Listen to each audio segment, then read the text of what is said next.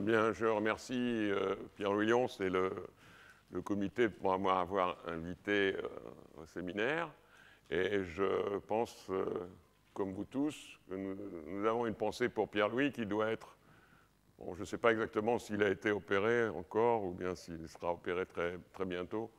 Et j'espère qu'il reviendra très rapidement et qu'il pourra gambader de façon normale après ces quelques années un peu difficiles. Bien, on m'a demandé de parler d'inégalité de cornes et je voudrais vous expliquer un peu comment je suis tombé sur ces inégalités. C'était à l'origine un problème d'homogénéisation qu'on avait traité en collaboration, dans un article en collaboration avec Doina Soranescu et Julia Orlik. Et le problème consistait à regarder un domaine, donc c'est l'élasticité linéarisée, et un domaine périodique avec une périodicité epsilon. Et dans chaque cellule, il y a des inclusions sur lesquelles la déformation a des sauts, mais il y a des conditions donc des fissures.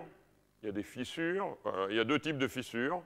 Bon, les voilà, des fissures qui sont comme ça, on dit fissures ouvertes, c'est-à-dire que ce n'est pas le bord d'un domaine, d'un sous-domaine, et les fissures fermées qui sont le bord d'un sous-domaine.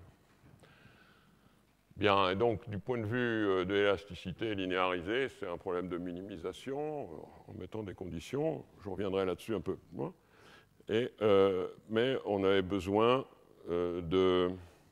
Bon, il apparaît des problèmes, je vais vous les expliquer tout de suite. La première difficulté dans ce genre de situation, c'est d'obtenir des estimations uniformes par rapport aux paramètres d'homogénéisation epsilon. Les résultats classiques qui existent pour des problèmes donc, de contact unilatéral, parce qu'on empêche la pénétration, ça veut dire que le saut, j'expliquerai plus tard, le saut du déplacement est contrôlé d'un certain sens seulement, d'un certain côté. Et les résultats classiques, parmi les premiers, sont ceux de Gaetano Fiquera, et ils ne donnent pas d'estimation explicite qui serait uniforme dans le cas qui nous intéresse par rapport à epsilon. Donc, ce qui est intéressant, c'est qu'il y a un séminaire, au séminaire qui était le séminaire précédent, enfin précédent celui-ci, le séminaire Jean Leray, en 66-67, Fiquera avait fait une conférence et c'est disponible, je l'ai trouvé en fait sur Internet. Bon, il y a aussi beaucoup de travaux sur le sujet, dont je cite là quelques-uns. Les références seront données à la fin. Mes transparents sont un peu détaillés, mais c'est parce que c'est les transparents qui vont être mis en ligne. Donc, je ne voulais pas... il faut que les gens qui n'assistent pas à la conférence puissent quand même comprendre de quoi il s'agit. Bien. Donc, pas d'estimation uniforme, au moins quand on regarde ça assez près. Et une des difficultés, évidemment, c'est que lorsqu'on fait l'homogénéisation, les espaces varient, puisque les sauts, là où ont lieu les sauts possibles, les interfaces varient avec epsilon, et donc on utilisera de façon l'éclatement périodique pour ramener à une situation où les espaces sont fixes. Bon. Alors, donc, ce dont je vais parler, je vais vous faire une brève présentation du problème avant homogénéisation, donc à epsilon fixé. Puis je parlerai des inégalités de cornes unilatérales et je donnerai, si j'ai le temps, rapidement le résultat d'homogénéisation. C'est un peu compliqué, peut-être que j'irai un peu vite. Et il y aura des références. Donc les notations sont, pour bien fixer les idées, nu, ça va être le vecteur normal unitaire pour toutes les surfaces qui vont apparaître. La composante normale d'un champ de vecteurs sera V nu, pour un champ de vecteurs V. Sa composante tangentielle, V tau.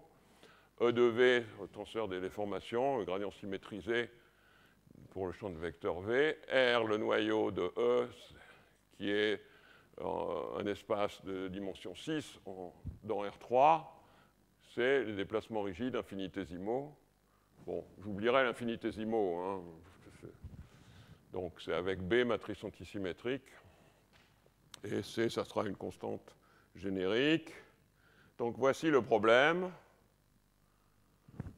Bon, on peut se poser le problème dans dimension 2, en dimension supérieure à 3, mais en fait, je regardais en dimension 3, c'est pas tellement plus compliqué, mais c'est quand même un peu plus compliqué, parce qu'on va voir pourquoi.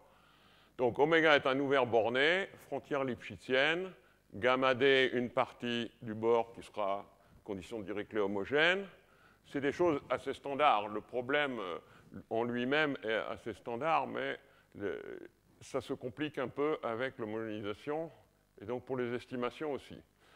Donc, on a un nombre fini de sous-ensembles fermés, S1, Sm, qui sont là-dedans, plus un S0, qui est une réunion disjointe d'un nombre fini de portions de surface lipschitzienne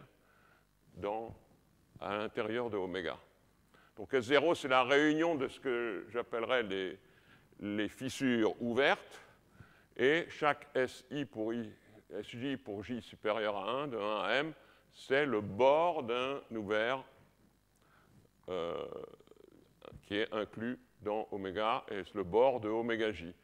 Oméga 0, c'est la partie verte. Les oméga J sont donc les parties jaunes.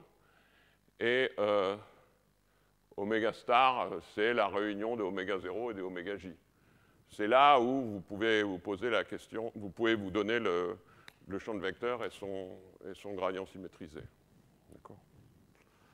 Bien. La normale sera prise sortante sur SJ. Bon, enfin, ça c'est. On prend une forme bilinéaire c'est classique, ça. On prend une forme bilinéaire sur les tenseurs symétriques d'ordre 2. Bon, donc avec toutes les bonnes hypothèses, enfin, je ne vais pas rentrer dans les détails, mais c'est coercif sur les tenseurs d'ordre 2 et borné. Et le sigma alpha bêta qui est A appliqué à le A alpha bêta gamma appliqué à E de V bêta gamma delta, pardon. Bêta gamma delta appliqué à E2 et gamma delta, c'est le tenseur des contraintes associées à V. Bon, tout ça, c'est pas très compliqué, simplement, il ne faut pas confondre sigma alpha bêta avec des sigma qui sera la mesure superficielle. Les conditions de non-pénétration s'expriment en prenant un convexe de déformation admissible. Et donc, vous voyez, on prend les fonctions qui sont dans H1 de oméga star, en fait. Hein, H1 dans chacun des morceaux des ouverts qu'on a, oméga 0, oméga m. Sur oméga 0, on met la condition de Dirichlet sur D. Et sur les interfaces, alors SJ, on met V, on met le saut de la composante normale majorée par GJ. Et sur S0, on met le saut de la composante normale de V0 lui-même, puisque c'est le même V0 des deux côtés, inférieur ou égal à G0.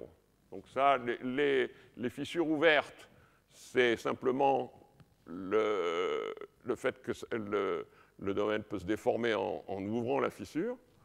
Et bon, les GJ sont des fonctions positives sur SJ.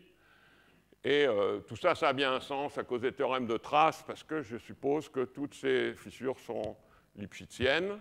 Et il faut rajouter aussi, il faut bien faire attention que si une fissure coupe une autre, en particulier, il ne faut pas qu'elle soit tangente, pour que ce soit tous les sous-domaines qu'on peut construire soient de bord lipschitzien. Bon, alors GJ est positif ou nul. Et pourquoi il n'est pas nul? C'est parce qu'en fait, ce problème est une discrétisation en temps du vrai problème. Et donc, à une étape T0, TJ, vous avez un problème où, à l'étape précédente, peut-être que la fissure était déjà ouverte. Mais ça veut dire que GJ positif. D'accord? Donc, c'est simplement ça la raison. Dans le cas de contact effectif, c'est nul. Bon, on sera amené à faire des hypothèses du type GJ dans L1 de SJ. ce qui correspond à une condition de volume fini des fissures, enfin d'ouverture des fissures. Il y a une condition de frottement qui existe aussi, c'est un frottement de Tresca. Alors c'est un peu compliqué à écrire, mais essentiellement ça veut dire qu'il y a un potentiel ψj pour chaque surface, et ce potentiel pour Tresca s'écrit sous cette forme-là, c'est une intégrale avec la composante tangentielle. Le module de la composante tangentielle est un Gj qui est une fonction positive ou nulle et minorée par... on va supposer qu'elle est minorée par un kappa-j. Kappa-j jouera un rôle pour certaines des fissures. Donc kappa-j, il est positif ou nul, mais on aura besoin de plus de précision sur kappa-j peut-être dans certaines... Et donc le problème est rapidement, hein, c'est ramener à minimiser cette fonctionnelle. Ah, d'accord. Ce qui est aussi, bon, c'est standard, c'est une équation variationnelle. Et si vous voulez la formulation forte, elle s'écrit comme ça, avec un sous-différentiel de ψj, mais ça c'est un peu compliqué. Mais dans le cas de Tresca, c'est exactement ce qu'on veut. Bon, c'est une manière d'écrire Tresca, ça veut dire que le saut de la composante tangentielle est proportionnel à la composante tangentielle, le saut de la composante tangentielle de la déformation est proportionnel à la composante tangentielle de la contrainte. Et dans le sens opposé, hein, lambda positif ou nul. Et puis, il y a des inégalités, donc lambda positif ou nul. Et quand lambda est non nul, eh bien, ça veut dire que la contrainte est saturée. Cette contrainte-là est saturée. Bon, c'est une inégalité. Bon, c'est des inégalités variationnelles sans problème. De toute façon, ce n'est pas ça la difficulté. La difficulté, c'est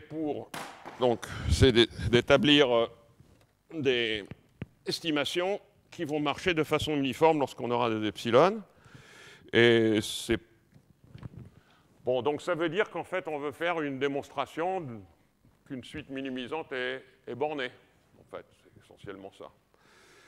Donc, alors, ce qu'on voit, c'est que la partie dans oméga 0, donc l'énergie contrôle le gradient symétrisé dans L2. Le fait que dans oméga 0, on a une condition de Dirichlet homogène, on peut espérer qu'il y ait une inégalité, qu'on puisse contrôler U0 dans H1 par son gradient symétrisé. C'est déjà une inégalité de Korn. Il y a une difficulté, c'est qu'il y a des fissures. D'accord? Et puis après, il faut voir ce que ça donne sur les oméga J. Bon. Donc, on a besoin pour ça d'avoir des inégalités de Korn un peu spécifiques. Je vous les explique maintenant. Alors, c'est un peu mon point de vue sur les inégalités de Korn. C'est un point de vue de quelqu'un qui n'est pas habitué tellement au système. Je suis habitué aux équations elliptiques, donc aux inégalités de type Poincaré. Et j'ai essayé de reprendre la même démarche, enfin une des démarches qui permet d'obtenir les inégalités de Poincaré. Et ici, c'est ça qui a permis d'obtenir ces nouvelles inégalités de Korn. Donc, on va se placer dans R3 parce qu'en dimension supérieure, ça sera plus compliqué à cause essentiellement de notation, mais aussi de la structure de SON, le groupe des isométries directes de Rn. Donc, le noyau de l'opérateur de déformation, c'est les déplacements rigides.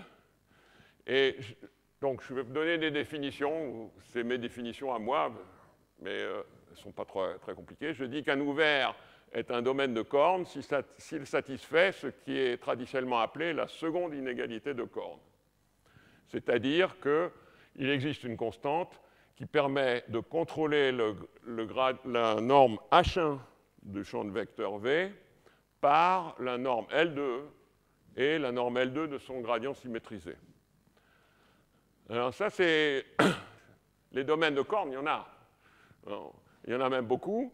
La première démonstration qu'un ouvert borné connexe et de bord, bon, la connexité joue aucun rôle, mais de bord Lipschitz est un ouvert de Korn. a été donné en 1962 par Gobert. Il y a beaucoup d'autres démonstrations. Il y en a une, je pense que ce n'est pas le seul endroit où on la trouve, mais dans le livre de Oleinik, Chamachev et Yossifian, qui est sur l'homogénéisation, il y a une démonstration où la constante est contrôlée par l'excentricité de l'ouvert. Donc, c'est appliqué à un ouvert qui est étoilé par rapport à une boule. L'excentricité, c'est le rapport du diamètre au rayon de la boule. Enfin, quelque chose comme ça. Bon, c'est relativement précis. Mais c'est bien évident que ça, c'est additif. C'est-à-dire que si on prend une réunion d'ouverts de corne, c'est encore un ouvert de corne. Bon, à la limite, même ça s'applique, même si le gradient symétrisé, enfin, même si les traces, si c'est deux sous-ouverts qui ont une frontière commune, même si les traces ne coïncident pas. C'est simplement purement algébrique en additionnant ces choses-là.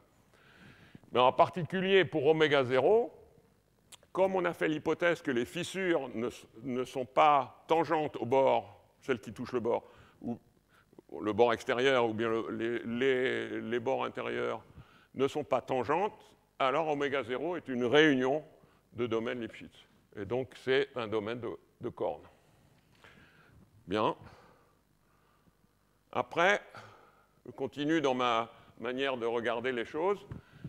Je vais dire qu'un ouvert borné, et là, connexe est important, est un domaine de Korn-Wirtinger si il y a l'inégalité de Korn suivante est satisfaite. Alors ça, je ne sais pas quel est son numéro. Je sais que la numéro 1, c'est quelque chose de très simple. On contrôle le gradient pour H1,0 par le gradient symétrisé. La numéro 2, c'est celle que je vous ai dit avant. Celle-là, ça doit être la numéro 3.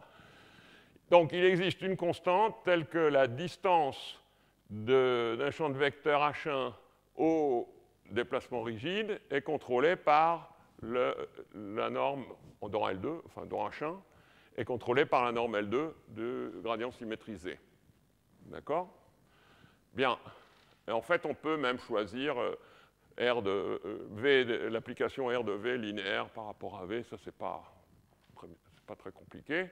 Une fois qu'on a ces inégalités, parce que en fait, c'est des projections, hein, c'est simplement ça. Donc, un domaine de Korn-Wirtinger, alors ça, c'est une remarque, donc j'ai toujours pas, c'est une question en fait, donc j'ai toujours pas la réponse. Un domaine où vous avez l'inégalité de Korn-Wirtinger, si vous l'appliquez à un champ de vecteurs qui est une seule composante non nulle, ça vous donne l'inégalité de Poincaré-Wirtinger.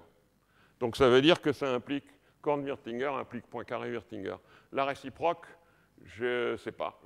Donc c'est une question ouverte. Bon, c'est théorique, mais ça, je ne sais pas si c'est très intéressant à savoir. Mais en tous les cas, je n'ai pas trouvé de référence. Alors, il y a encore beaucoup de domaines Korn-Wirtinger. Et la méthode standard pour en trouver, c'est utiliser la proposition là. C'est-à-dire que vous prenez un domaine de Korn connexe, c'est-à-dire qu'il y a la deuxième inégalité de Korn, hein, celle d'avant. Et on suppose que l'injection de H1 dans L2 est compacte, alors c'est un domaine de Korn-Wirtinger. Et ça se fait par la démonstration par l'absurde standard. Hein, c'est des démonstrations qui sont standards, on dit que ce n'est pas vrai, on démontre que ça, par l'absurde, qu'on obtient 1 égale 0. Bien. Alors en fait, on peut aussi construire des domaines, regrouper des domaines de Korn-Wirtinger. Si on prend la réunion de deux domaines qui sont d'intersection non vide, alors la réunion est aussi de Korn-Wirtinger. Ou bien si l'intersection des bords est de mesure superficielle non nulle, ça marche encore. Bon, ça c'est des choses. Mais avec ça et avec le résultat que j'ai indiqué dans le livre de Oleinik, en fait, on peut faire le même type de construction qui a été fait depuis un certain temps pour Poincaré-Wirtinger.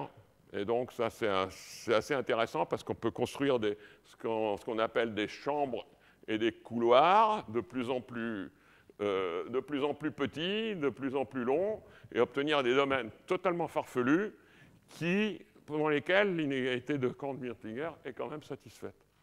De la même façon que c'était fait pour Poincaré. Bon.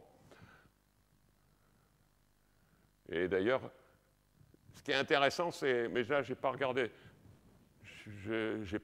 de près, mais une de ces, enfin, il y a une notion pour les fonctions scalaires qui est la notion de domaine de John, qui est attaché au nom de Fritz-John. Et c'est pour les fonctions scalaires, et c'est les domaines dans lesquels, par des constructions géométriques, avec des chemins, des choses comme ça, on montre que l'inégalité de Poincaré-Wirtinger est satisfaite. Mais ce qui est intéressant, c'est qu'en fait, Fritz-John avait posé... Je pense que ça venait de problèmes d'élasticité, en fait, au départ. Donc, il y a des liens... Bon, je n'ai pas complètement exploré. Alors, pour oméga 0,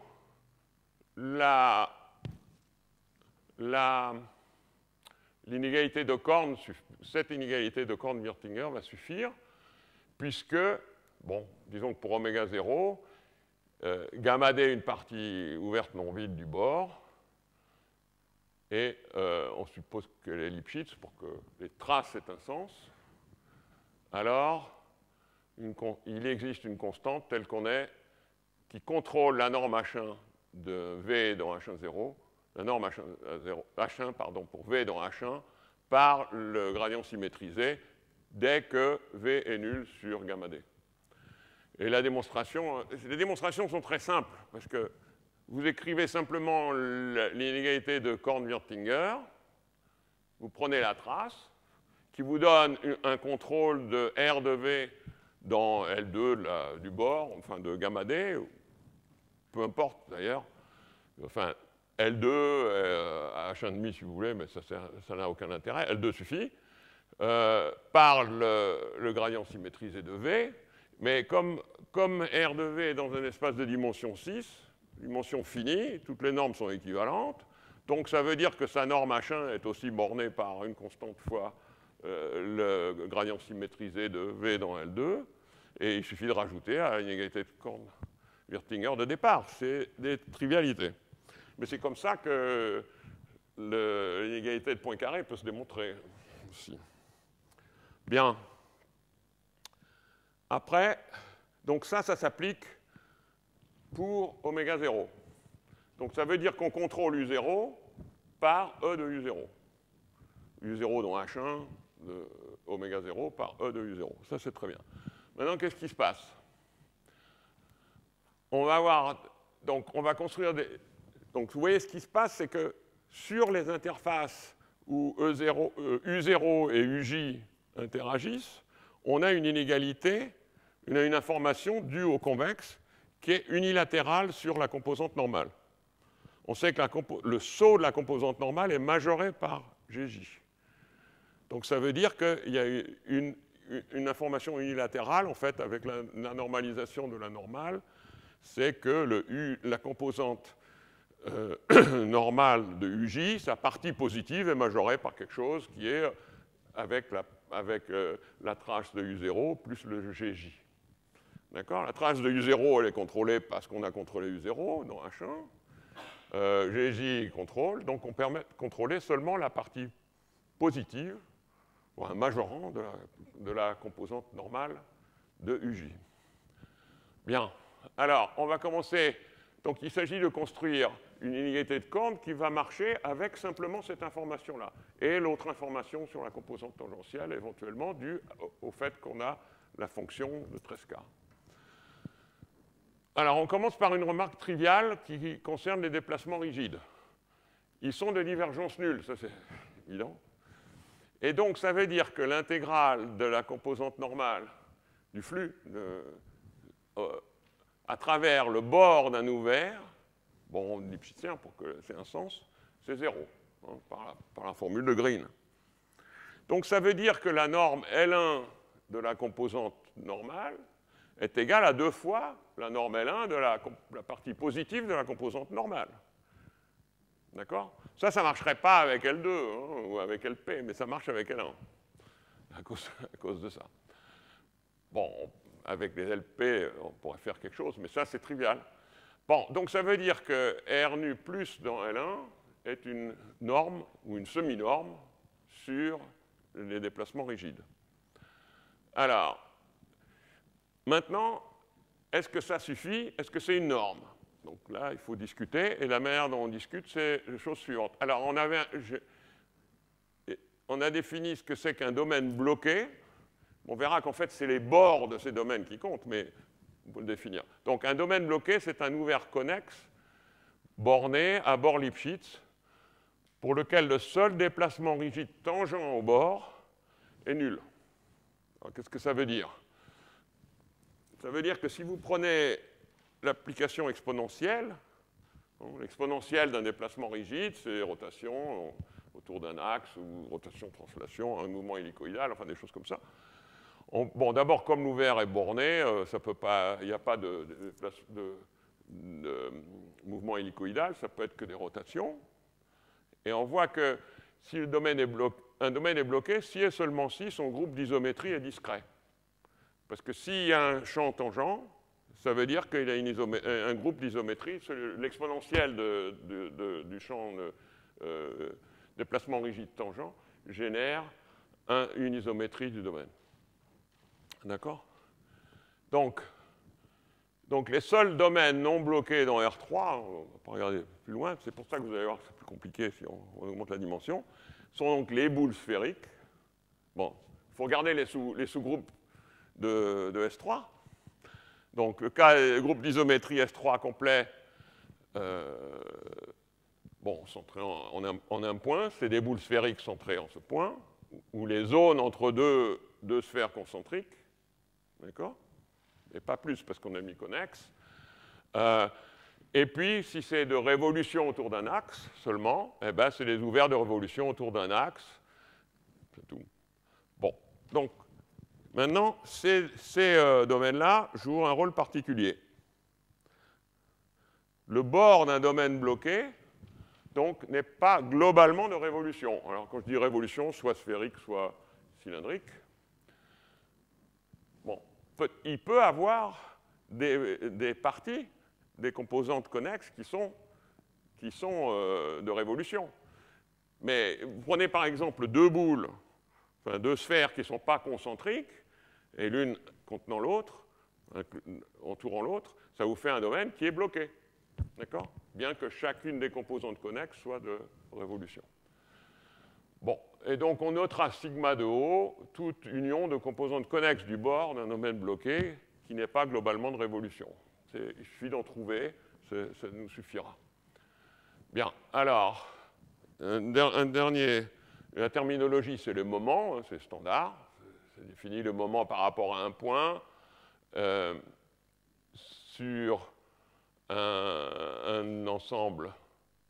Donc on prend un ouvert oméga de R3, bon, on peut définir le moment par rapport à un point en un point.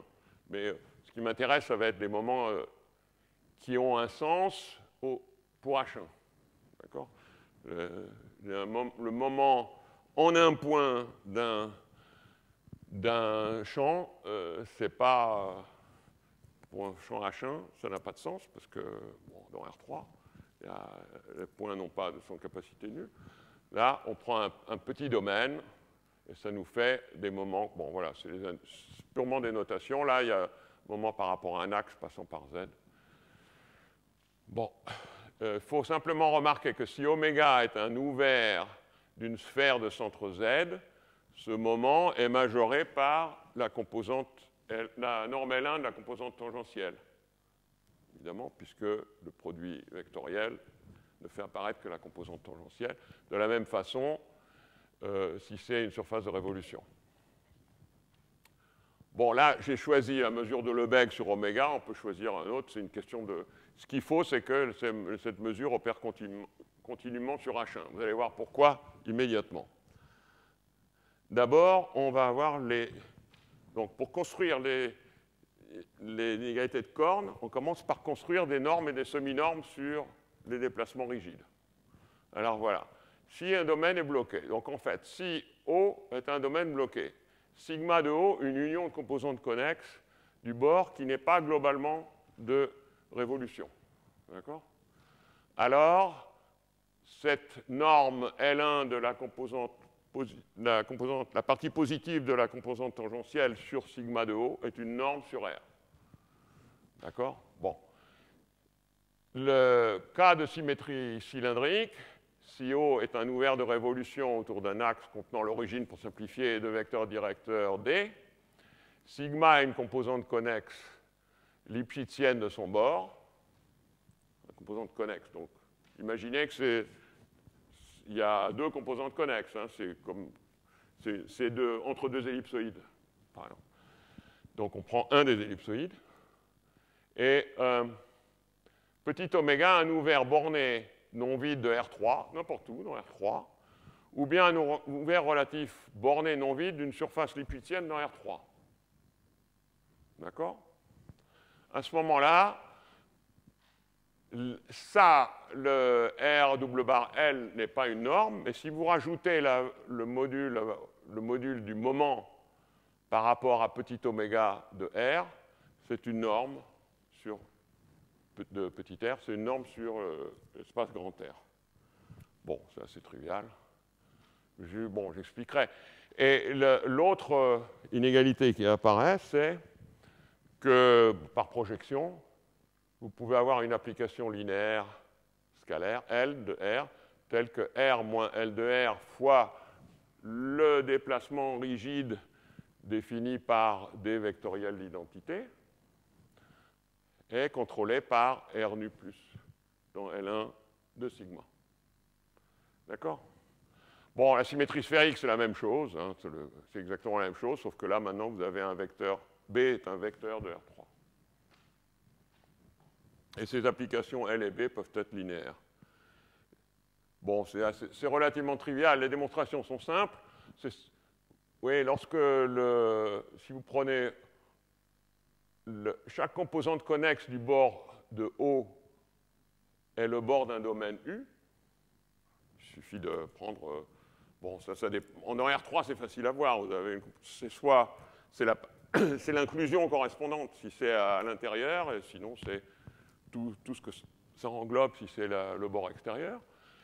Et puis si on a cette semi-norme égale 0, ça implique que R est restreint à sigma de O est tangent sur chaque composante connexe de sigma de O. Mais comme sigma de O n'est pas globalement de révolution, s'il n'est pas de globalement de révolution, ça veut dire que R est nul. Donc c'est bien une norme. C'est la seule chose, c'est élémentaire. Et lorsque, par exemple, si sigma est une sphère de centre l'origine, et si R égale 0, ça veut dire que R, c'était le double barre, c'est la somme des deux termes. Ça veut dire que R est tangent, puisqu'on a la partie L qui est nulle, donc R est tangent à sigma. Donc ça veut dire que R est de la forme B vectoriel X. Et la condition de moment nul sur petit oméga implique que B est nul. Dès que vous avez un petit ouvert, soit une surface, en un point, ça marcherait aussi. Si vous prenez le moment en un point, mais il ne faut pas qu'il soit sur l'axe. Bon, quand vous prenez un petit ouvert comme ça, vous garantissez que vous prenez des points qui ne sont pas sur l'axe. Donc ça marche.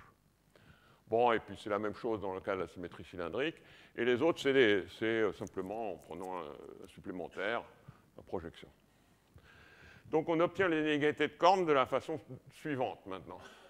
Donc dans le cas des domaines bloqués, si O est un domaine bloqué et sigma de O est l'union des composantes connexes du bord qui sont globalement non révolution, alors il existe une constante qui permet... Enfin, la norme H1 est contrôlée par la norme H1 de V est contrôlée par la norme L2 du gradient symétrisé de V et par la norme de la partie positive de la composante normale dans L1 sur sigma de O.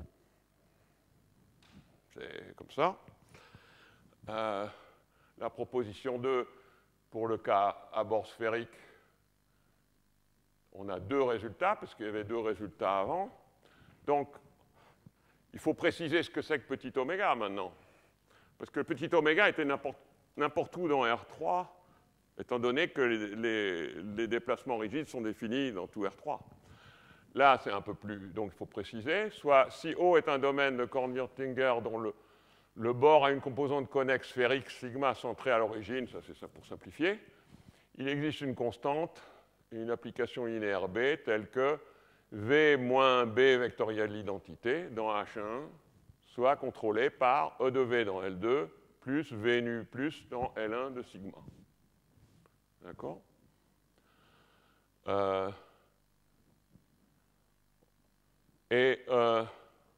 Si petit oméga est un ouvert relatif non vide d'une surface lipschitzienne incluse dans, ça c'est pas O, c'est oméga, non, oméga, bar, oui, c'est pas O, ça c'est une erreur, c'est oméga, ou si c'est un sous-ouvert, non, de O bar, c'est correct, on est sur O, de O bar, ou un sous-ouvert non vide de O, alors on obtient une estimation de la norme machin en rajoutant le moment par rapport à petit oméga. D'accord? Bon, et dans le cas cylindrique, c'est la même chose. Vous avez deux estimations qui sont du même style, avec le moment par rapport à l'axe de... Bon, les démonstrations ne sont pas compliquées parce que c'est le même type de démonstration qu'avant. Tout le travail a été fait par l'inégalité de Korn-Wirtinger. Toute l'analyse a été faite dans l'inégalité de Korn-Wirtinger. Ce qui reste à faire, c'est des trucs algébriques. Là, on écrit simplement,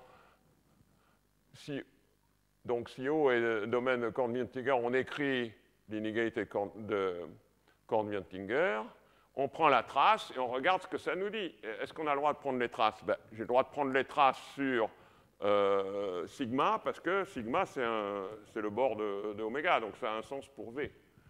Et petit oméga, lui, comme j'ai fait en sorte que ça a un sens de prendre les traces sur petit oméga, pour l'élément de petit v, les moments, on les contrôle comme ça aussi.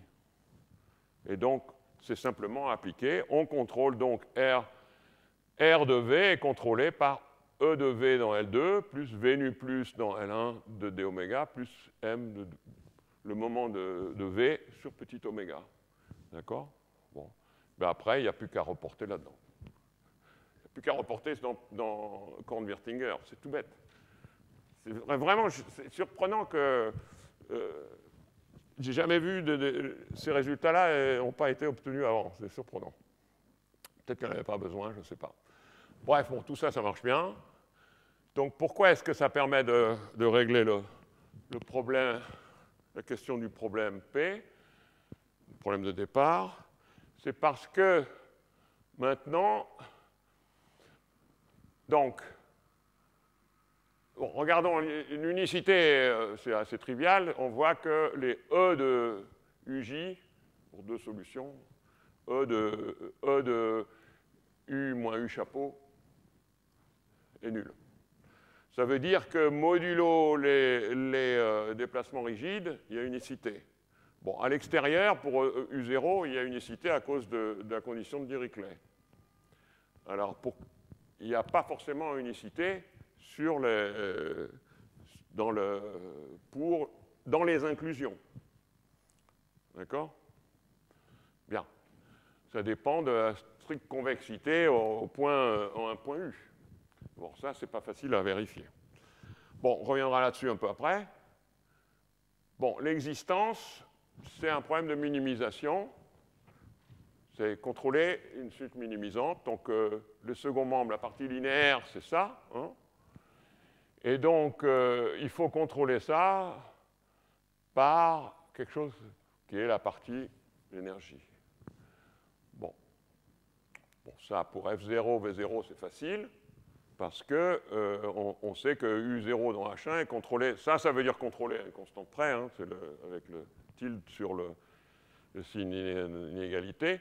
C'est contrôlé par E de U0 dans L2 de U0. Donc ça marche bien. Pour chaque UJ, on utilise la définition du convexe pour voir que UJ restreint à SJ par nu partie positive est majoré par GJ, est contrôlé par GJ dans L1 de J plus E donc plus la trace de U0 qui est contrôlée par E de U0. D'accord? Donc ça, c'est bien. Si SJ n'est pas de révolution, oméga J est bloqué, et donc ceci permet de contrôler le UJ dans H1 de oméga J par E de UJ plus cette partie-là, la composante normale. Donc ça nous donne quelque chose comme ça. Ça, c'est très bien parce que, vous voyez, la partie droite FV, ça va être linéaire par rapport au E de U0, E de UJ, alors qu'on a le quadratique de l'autre côté. Donc le terme quadratique va dominer. Par contre, s'il est de révolution, eh bien, on peut utiliser les autres estimations pour avoir l'autre inégalité de cornes, pour avoir un contrôle de UJ. Il apparaît à ce moment-là UJ indisto sur le bord SJ. D'accord? Psi J, lui, c'est la fonction de Tresca, est supposée contrôler UJ indisto, mais c'est linéaire par rapport à la norme. Donc là, maintenant, on a un problème de croissance linéaire des deux côtés. Donc on ne peut contrôler le membre de droite que si donc FJ, parce que c'est le multiplicateur, est petit par rapport à kappa J. C'est ça les inégalités qui sont mises là. Bon, alors suffisamment petit, comme on connaît pas, on n'a aucune idée de ce que sont les valeurs exactes des constantes, ça veut dire 0 essentiellement. Hein. Bon, ça c'est le seul problème, c'est quand on a une estimation linéaire, ça veut dire qu'on est... Mais enfin, c'est important de le voir comme ça.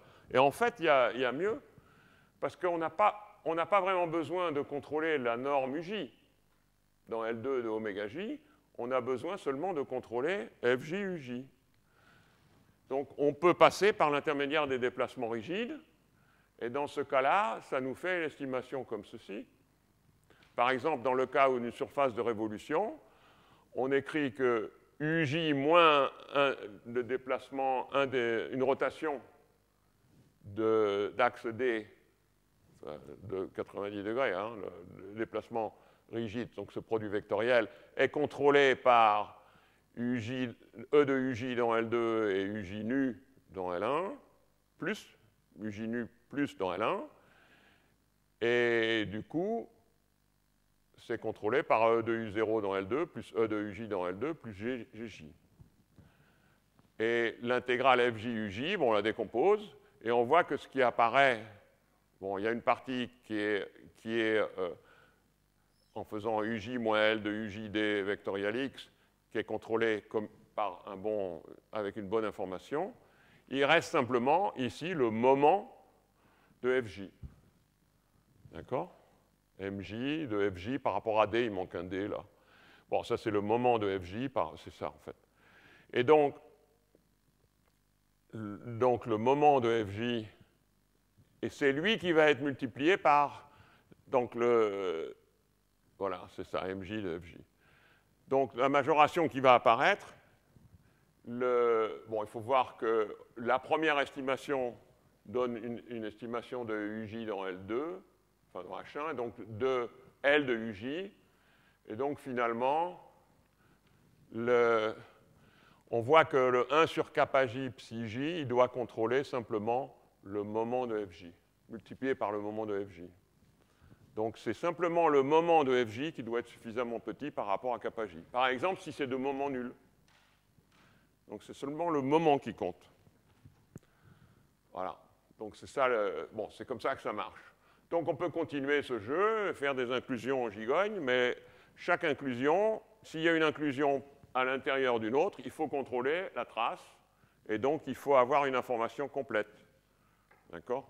Le moment, l'information sur le moment, MJ de FJ, on ne peut l'avoir que dans la dernière. On peut relaxer seulement pour l'inclusion la plus à l'intérieur. Donc c'est assez compliqué comme ça. Bon, à condition que l'inclusion la plus à l'intérieur soit de révolution. Si elle n'est pas de révolution, il n'y a pas besoin. Bon, là, il n'y a pas de problème, mais par contre, sur cette interface sphérique, on a donc dans le FJ correspondant, il faut que le FJ lui-même soit petit. Bien. Donc la règle du jeu, c'est on descend dans l'arbre on descend de l'extérieur, les interfaces de l'extérieur vers l'intérieur, et chaque fois on regarde ce qu'on rencontre. Si l'interface n'est pas de révolution, aucune condition supplémentaire sur la densité de force pour l'inclusion correspondante. Et si l'interface est de révolution et que l'extrémité d'une branche, il n'y a rien d'autre après, ben, le moment de la densité de force doit être contrôlé de façon précise par rapport par kappa, le kappa correspondant. Et si ce n'est pas une extrémité, c'est la densité de force elle-même qui doit être essentiellement très petite. Bon, voilà. Bon, avec ces hypothèses, ben, vous avez une solution avec l'unicité qui n'est pas garantie, bon, sauf si on sait qu'il y a contact. Parce que si on sait qu'il y a contact, au moins si le contact est saturé sur SJ, ça veut dire que le déplacement rigide sur lequel on n'a pas de renseignement, sauf que, comme ça doit être dans le convexe K, sa composante normale est de signe fixe. Si elle est de signe fixe, ça veut dire qu'il y a unicité. Voilà. Bon, mais comme on ne sait pas si, sur les problèmes, s'il y a contact, pas facile. Voilà. Bon, ben je vais terminer en quelques instants sur le problème d'homogénéisation périodique lui-même. Donc la géométrie périodique, c'est... On prend un ensemble, bon, un hypercube, hein, enfin un cube, on est en R3, Y, et puis voilà, on a SJ, Y0, c'est les mêmes notations, sauf qu'on a mis Y au lieu de oméga, et les SJ, c'est la cellule de référence, et on utilise la décomposition, ça c'est lié à la méthode de l'éclatement, la décomposition en partie entière et partie fractionnaire sur R3 par rapport à Y. Hein, la partie entière, c'est, bon, Y a une origine, c'est 0,1 puissance n, donc la partie entière, c'est ici, c'est un élément du groupe engendré par Y, et par la base associée à Y, et puis la partie fractionnaire, c'est ce qui reste, qu'on a ramené dans Y. On prend un ouvert borné de R3, fonction lipschitzienne, gamma D une partie ouverte non vide, gamma n sont complémentaires. Le sous-ensemble oméga epsilon, il va être chapeau. Alors ça, c'est nos notations de l'éclatement. Hein. Donc voilà. Vous regardez toutes les cellules. Bon, pour chaque epsilon, on prend les cellules correspondantes. Et on regarde les cellules qui touchent le bord de gamma n. Ça, c'est le bord qui est gênant. On a toujours des difficultés avec le bord en homogénéisation, parce que c'est comme ça, hein. Sauf si l'ouvert est une réunion de cellules, quoi. Donc comme c'est jamais le cas, pratiquement. Donc, la partie embêtante, c'est lambda epsilon en jaune, et ce qui reste, c'est oméga epsilon chapeau. Bon. Et on fait, donc, pour chaque J, on définit oméga J epsilon comme étant les points de oméga epsilon chapeau tels que la partie... là, il ne devrait pas y avoir d'epsilon, là, je m'excuse. X sur epsilon, la partie fractionnaire est dans YJ.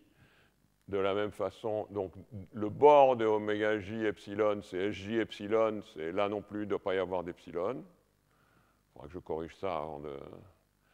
Et S0, c'est la même chose. En fait, tout s'exprime en termes des opérateurs d'éclatement. Donc, les fissures, globalement, sont la réunion des fissures. Bien. Et le problème, c'est, comme avant, mais il se pose comme ça, sauf qu'il y a des epsilon partout. il y a un K epsilon qui est défini de cette manière-là, il y a des GJ epsilon qui correspondent aux conditions de non-pénétration, et psi J epsilon qui correspond aux conditions de 13K pour le bord tangentiel. Et le problème s'écrit de cette façon-là. Bon, on se donne un F, et ça s'écrit, bon, c'est standard maintenant, c'est comme avant. Mais la question, c'est comment trouver la limite. Et donc, on utilise l'opérateur d'éclatement qui est défini de cette manière-là, hein, qui fige sur chaque petite cellule, fige la dépendance en X, et toute la dépendance est transférée sur Y. Donc, c'est des fonctions qui sont constantes par morceau en X, avec les morceaux qui sont les morceaux des cellules, et la dépendance est transférée en Y avec le changement d'échelle. Bon, par exemple, si f est Y périodique, l'éclaté de f de x sur epsilon, c'est f de y. Bon, c'est pas vraiment f de y, c'est f de y sur oméga epsilon chapeau, à cause de ça, et 0 sur lambda epsilon. Toujours le problème du haut bord. Bon, on peut mettre ce qu'on veut sur le bord, hein, c'est pas ça, on a mis 0 parce qu'à partir d'un certain moment, c'était le plus simple. Mais sur le bord, on peut mettre ce qu'on veut. Alors, les hypothèses qu'on fait, alors les hypothèses sont compliquées, hein, parce que...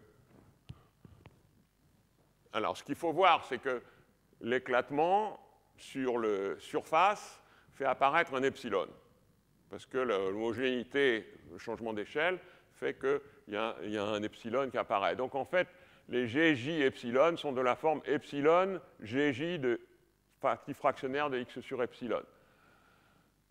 D'accord? Où GJ est dans L1 de SJ. D'accord? Et cet epsilon-là est fondamental, sinon les choses ne sont pas normalisées correctement. De la même manière, psi 0 et psi j sont de la forme, ils sont appliqués à 1 sur epsilon. Bon, ici c'est 1 sur epsilon t epsilon de W, l'éclaté de W, mais restreint à oméga croix S0. Et psi j, c'est une fonction, cette fonction θ j, de ce type-là, appliquée à 1 sur epsilon W tau. Ça, c'est 1 sur epsilon qui sont ici et là, ou là, sont liés au fait que les surfaces sont de codimension 1, et donc c'est exactement une puissance 1 de epsilon qui apparaît.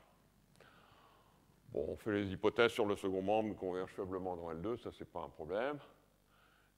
Et le tenseur, on fait l'hypothèse que le tenseur A epsilon, son éclaté converge presque partout. Bon, ils sont bornés, ils restent uniformément bornés, uniformément coercifs sur les tenseurs symétriques, et puis ils convergent presque partout. En fait, il suffit qu'ils convergent en mesure, c'est des trucs assez généraux, vers un A0 qui dépendra de X et de Y. Donc, sous ces hypothèses, et en faisant des bonnes hypothèses sur les FJ, hein, FJ epsilon, il faut que certains des moments soient petits ou nuls, s'ils correspondent à une inclusion qui est sphérique ou cylindrique. Eh bien, on passe à la limite. Et le problème limite, bon, je vais vous expliquer le problème limite, et puis ça suffira, hein. C'est un problème de minimisation avec une fonctionnelle qui est homogénéisée, bon, moins le second membre, enfin, moins FV, ça c'est l'action extérieure. Et ce problème limite, alors E est une fonction qui n'est plus quadratique. Et on peut voir aussi ce problème sous la forme d'un problème de type Lorentz pour l'élasticité linéarisée, c'est-à-dire que c'est moins divergence d'une fonction sigma ohm de x et de E de U0 égale F,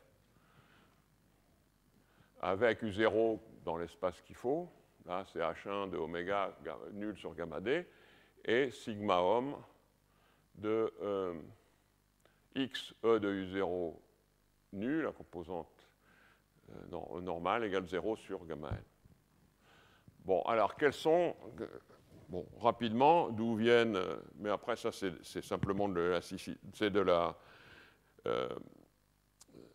l'homogénéisation périodique, qui est en tous les cas c'est relativement élémentaire maintenant.